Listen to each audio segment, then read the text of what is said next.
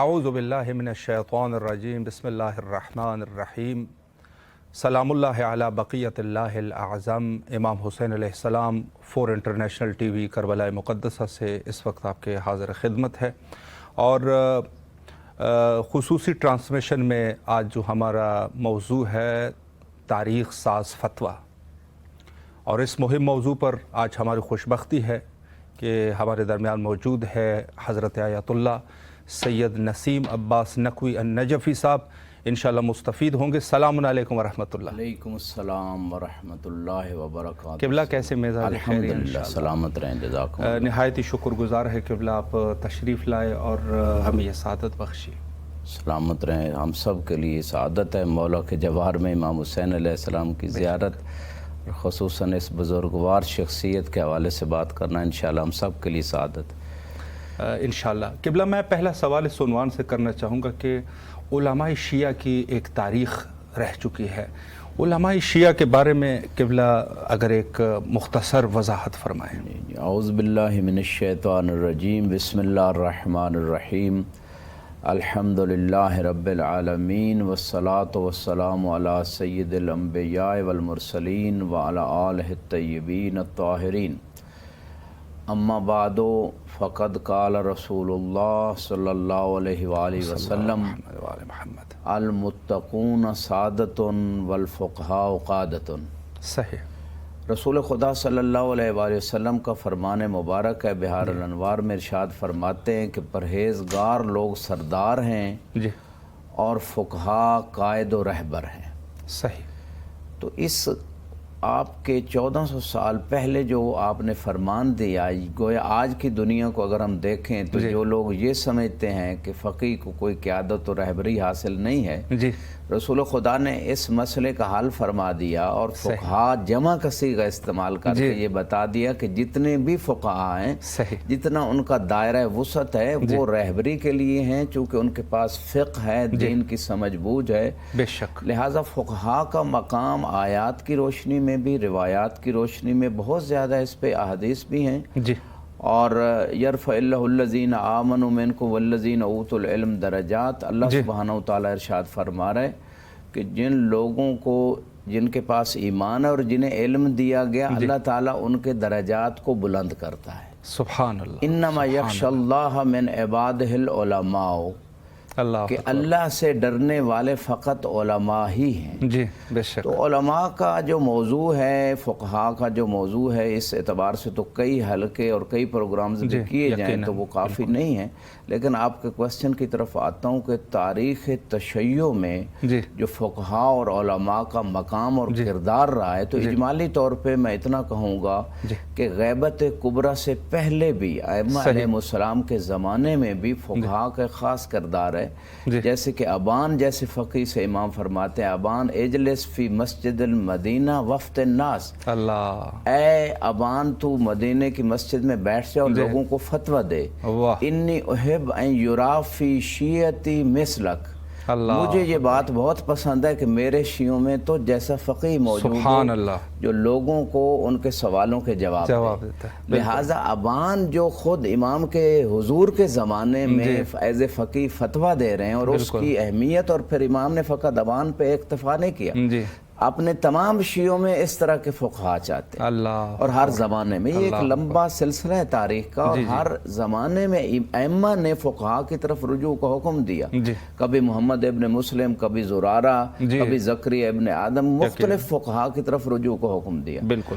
زمانہ غیبت کبریٰ میں امام علیہ السلام نے ایک قاعدہ عامہ بنا دیا، من کان من الفقہاء سائنا لنفسہ حافظا لدینہ مخالفا لہواہ مطیعا لامر مولا فللعوام یقلدہ، کہ جس فقیہ کے اندر یہ کوالٹیز ہوں، اپنے مولا کے حکم کی پیروی کرنے والا ہو، مخالفت ہوائے نفس کرنے والا ہو، بالکل یہ ساری کوالٹیز ہیں، اس پہ اس کی تقلید عوام کے اوپر واجب ہے۔ صحیح۔ اور خصوصاً امام زمانہ علیہ السلام کا یہ فرمان، اما الحوادث الواقعہ فرجعوا فیہا الی روات احادیثنا، بالکل، کہ جو نئے نئے مسائل ہوں گے، بالکل، جیسے کہ جس شخصیت کے بارے میں آپ آج پروگرام رکھ رہے ہیں، یہ ایک نیا مسئلہ تھا کہ تمباکو جو ہے وہ ایران میں انٹر ہوا باقاعدہ ایک غیر ملکی کمپنی کی طرف سے، اور ان کے خاص مقاصد تھے. ایک نیا مسئلہ پیش آیا، ایک پورے ملک کو پیش آیا. بالکل. اور اگر امام زمانہ علیہ السلام اس وقت کے فقہا کی طرف نئے مسئلے میں کہ اب کرنا کیا ہے، کیونکہ فقیہ دین کی روشنی میں سمجھ سکتا ہے کہ اللہ کی رضا کیا کس چیز میں اور عوام کو کیا کرنا ہے. بالکل.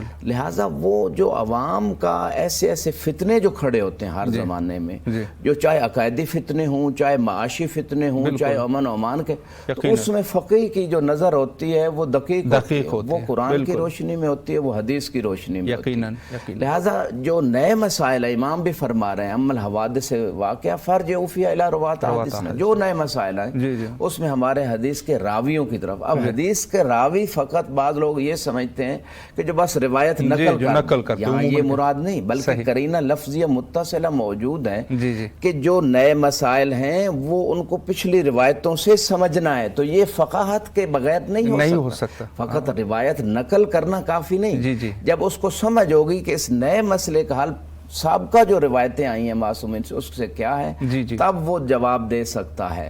تو ایک لمبا سلسلہ ہے. شیخ صدوق علیہ رحمہ غیبت صغرا اور کبرا کا زمانہ، شیخ مفید علیہ رحمہ، سید مرتضی، سید رضی، یعنی پھر ایک شیخ طوسی علیہ رحمہ. ایک سلسلہ ہے تو فقہا کا، ہر زمانے میں فقہاء ربانیین رہے اور انہوں نے اپنا خاص دور، علمی دور ادا کیا، اجتماعی دور ادا کیا. جو معاشرے کے مسائل تھے ان کے حل اور سولوشن کی طرف لوگوں کو متوجہ کیا اور امت کو بڑے بڑے مسائل سے نکالا، بڑے بڑے بحرانوں سے نکالا. یقیناً بہت ہی خوبصورت طرح سے قبلہ آپ نے وضاحت فرمائی. یقیناً علماء ہر دور میں گزرے اور انہوں نے اپنی ذمہ داریوں پر بھی عمل کیا. تو جس شخصیت کے بارے میں آج پروگرام میں سما سے میں کہنا چاہوں گا کہ یہ بھی ایک فقیہ تھے اور انہوں نے جو تاریخ ساز فتویٰ دیا تھا، اس کے بارے میں جو خود آپ نے فرمایا کہ غیبت کبریٰ کے دور میں جو خدمات علماء نے انجام دی ہیں، تو یہ کس قدر خدمت تھی جامع اسلامی کے ساتھ، تو اس پر بھی قبلہ اگر ایک وضاحت ہو جائے. جی، میں اس آپ کے کویسچن کے آنسر میں تھوڑی سی تمہید باندھوں گا. جی بسم اللہ. کہ پہلے یہ پہچانا جائے کہ مرزا شیرازی شخصیت کتنی بڑی شخصیت تھی. ضروری ہے. میں سمجھتا ہوں جو اتنی عظیم شخصیت، ان کا صحیح ابھی تک بھی تعارف نہیں ہوا. حالانکہ یہ 12ویں صدی ہجری میں یعنی 1230 میں پیدا ہوئے، یعنی 13ویں صدی ہجری میں، اور 1312 میں ان کی وفات ہوتی ہے. 82 سال کی تقریباً عمر انہوں نے گزاری. یعنی 13ویں صدی گزاری اور 14ویں صدی کے ابتدا تک جو ان کی مرجعیت کا دور تھا، یہ جو پیریڈ تھا، اس پیریڈ میں اتنا عظیم کام کیا اس شخصیت نے. مختلف حوزات علمیہ سے علم بھی لیا. خود ان کے والد گرامی، ان کا خاندان ایک علمی خاندان تھا، اور اس خاندان کی برکت سے یہ انہوں نے اپنے خاندان میں علم حاصل کیا. پھر رے یعنی جو جس آج تہران کا حصہ ہے وہاں بھی گئے، قم میں علم حاصل کیا، اصفہان میں گئے، نجف، اشرف، سامرہ، کربلا، مختلف بلاد کا سفر کیا.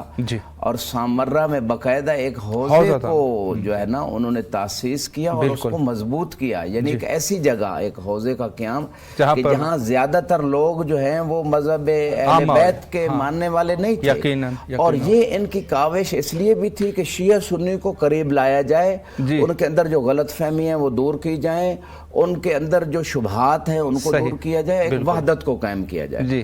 اور یہ ایک عظیم کارنامہ تھا اس عالم دین کا. پھر بڑی بڑی عظیم شخصیات سے انہوں نے استفادہ کیا. مثال کے طور پہ صاحب الجواہر، جو علم فقہ میں جواہر الکلام جو ہے، جو کامل ترین دورہ، جامع ترین دورہ، آج تک جو فقہا بحث خارج دیتے ہیں، استنباط کرتے ہیں، ادلہ کے اوپر بحث ہوتی ہے، وہ صاحب الجواہر کے بغیر یہ آگے بات نہیں چلتی. یعنی صاحب الجواہر جیسی شخصیت ان کے استاد ہیں. پھر شیخ انصاری رحمۃ اللہ علیہ جو اپنی مثال آپ تھے، جنہوں نے اصول میں ایک خاص اور اسی طرح مقاصد اور رسائل جو ابھی بھی حوزات علمیہ میں اعلیٰ پائے کی کتابیں اور استدلالی کتابیں.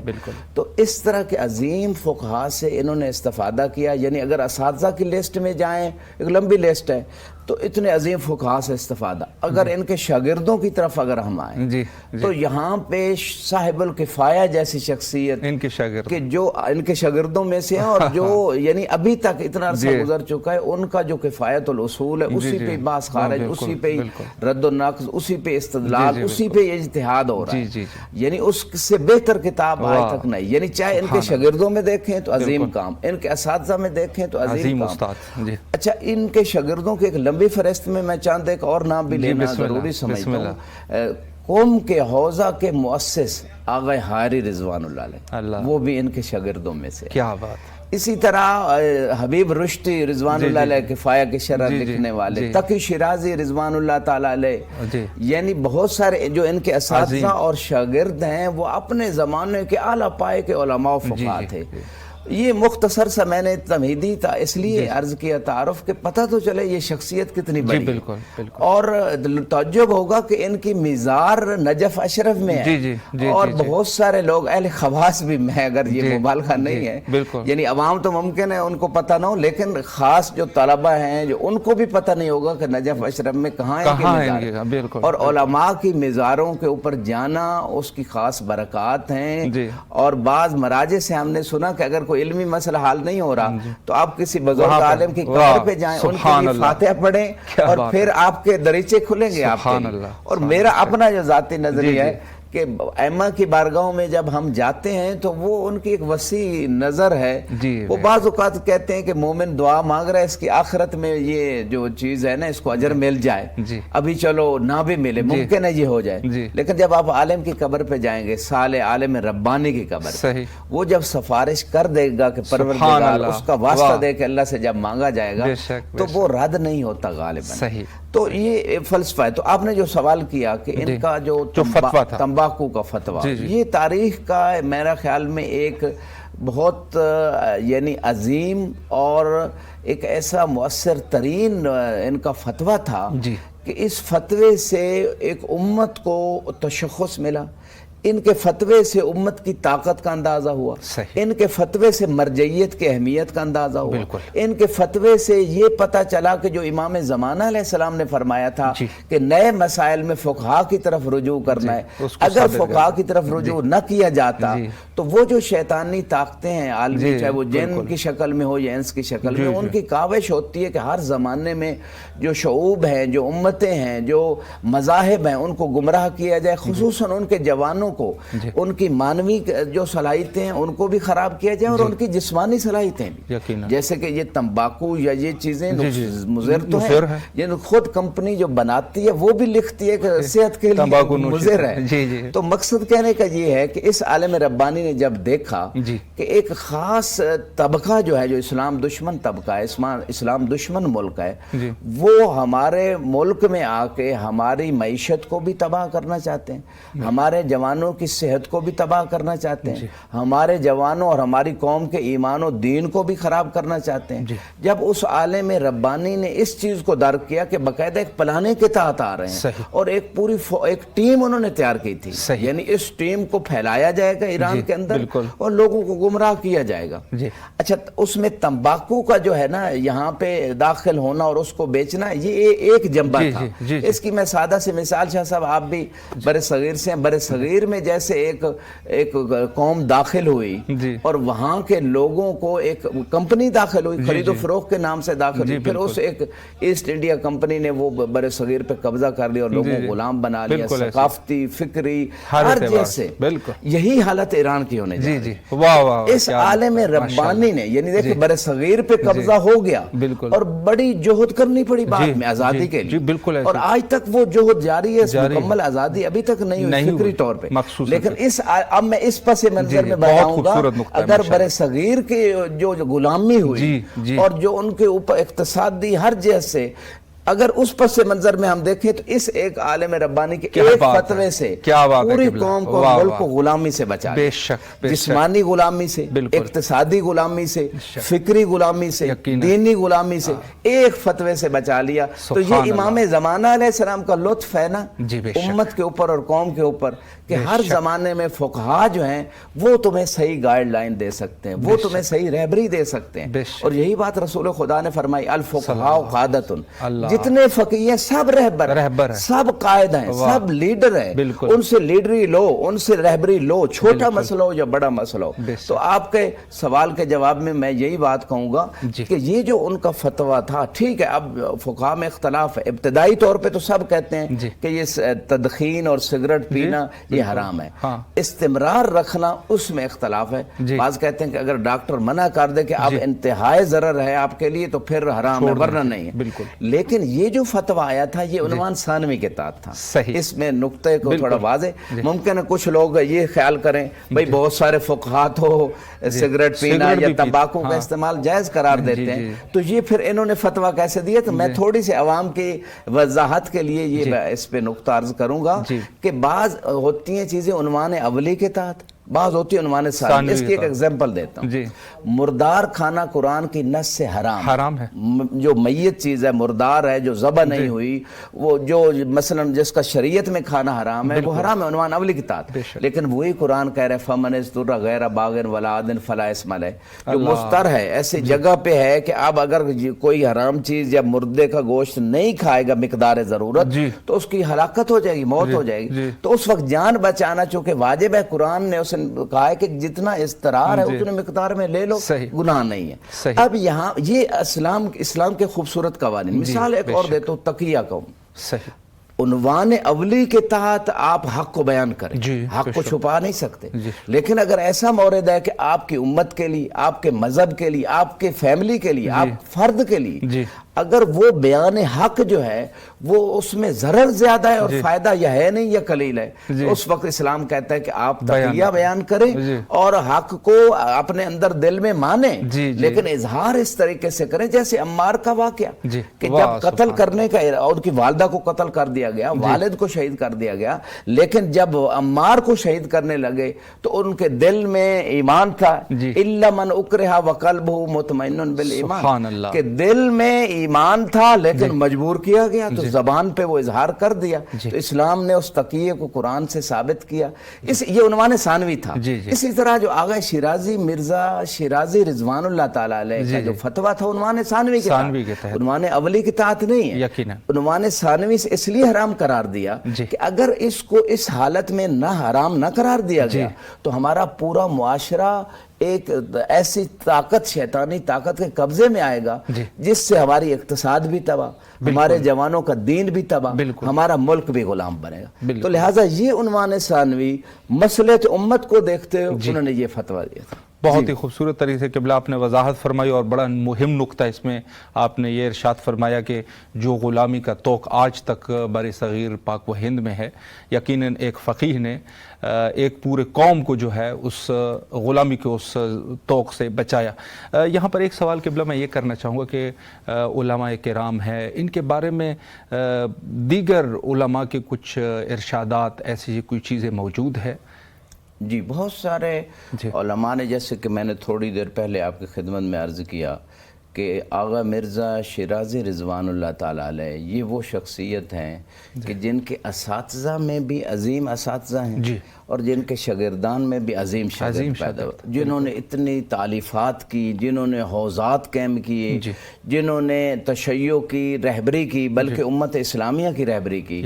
شیخ انصاری رحمۃ اللہ علیہ جو ان کے استاد ہیں، وہ جب بعض خارے پڑھاتے تھے، جو ایسے مرحلے کا درس ہے جس میں پڑھانے والا تو فقیہ ہوتا ہے لیکن جو پڑھ رہے ہوتے ہیں وہ بھی فقاہت کے منزل کے قریب سے قریب تر ہو رہے ہوتے ہیں یا ہو چکے ہوتے ہیں۔ صحیح۔ اچھا، جب وہ پڑھاتے تھے شیخ انصاری رضوان اللہ تعالیٰ علیہ تو اپنے تمام شاگردان میں 3 ایسے شاگرد تھے، ان کا خصوصی طور پہ ذکر کرتے تھے اپنے تلامذہ کے سامنے۔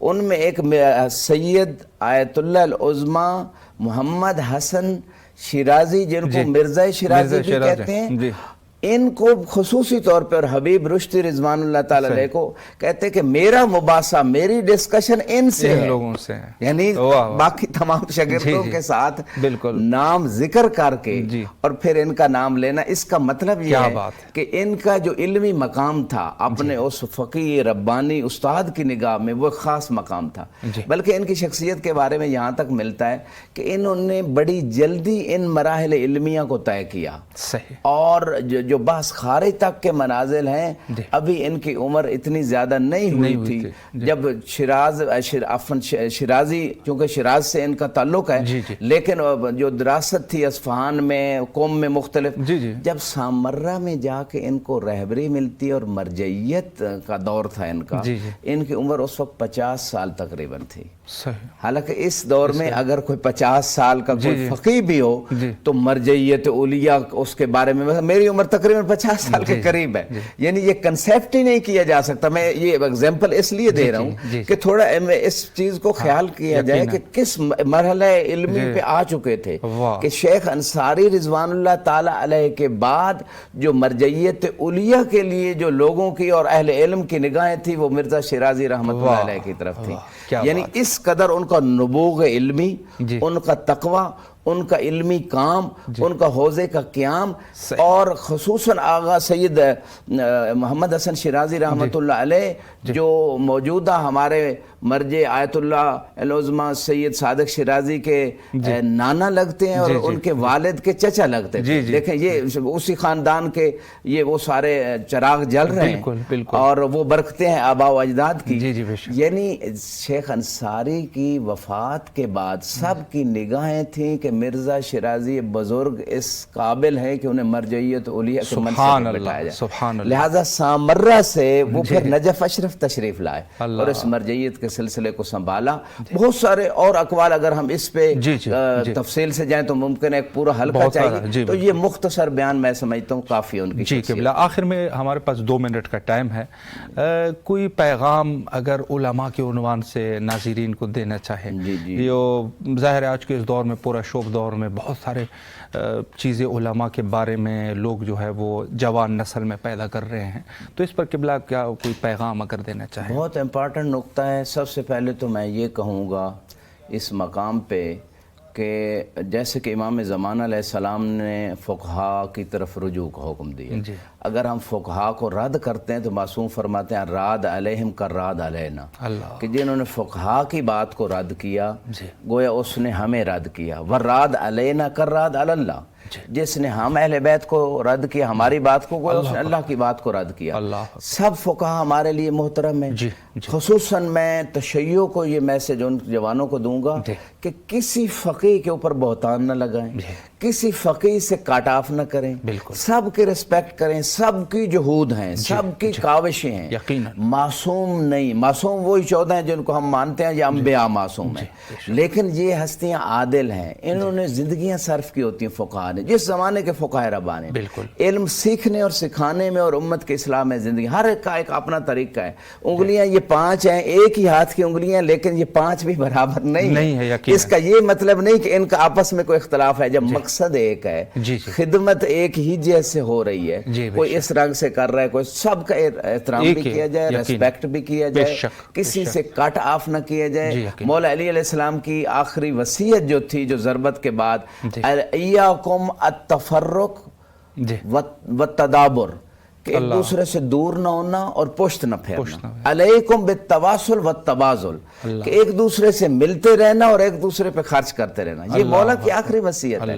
تو کہنا یہ چاہتا ہوں فقہاء کا احترام، اور ہر مسئلے میں دینی دنیاوی میں ان کی رائے لیں، جیسے ہم اپنے مرض کے لیے ڈاکٹر سے جا کے مشورہ بھی لیتے ہیں، فیس بھی دیتے ہیں اور اس کی میڈیسن بھی لیتے ہیں، اسی طرح فقہاء کی رائے لیں۔ ٹھیک ہے آپ کسی زید فقیہ کے قائل ہیں، آپ اس کی رائے لے لیں، لیکن دوسروں کی انسالٹ نہ کی جائے۔ یہ جوانوں کو بھی میسج ہے، اس میں شیاطین جن و انس ہماری ملت کو گمراہ کر رہے ہیں، اور آخر میں دعا گو بھی ہوں کہ ہمارے جو سابقہ فقہاء ہیں، خصوصاً مرزا شیرازی رحمۃ اللہ علیہ، خدا ان کے درجات بلند فرمائے، سابقہ جتنے فقہاء ہیں ان کے درجات بلند ہوں، اور ان کی جہود سے ہم عبرت اور درس لیتے ہوئے ہم بھی آئندہ نسلوں کے لیے کچھ کر سکیں۔ آخر دعوانا ان الحمدللہ رب العالمین۔ قبلہ نہایت ہی آپ کے شکر گزار ہے، وقت جو ہے وہ بالکل ختم ہو چکا ہے۔ حجت خدا کے ظہور کے لیے دعا گو ہے، اللہم عجل لولیک الفرج۔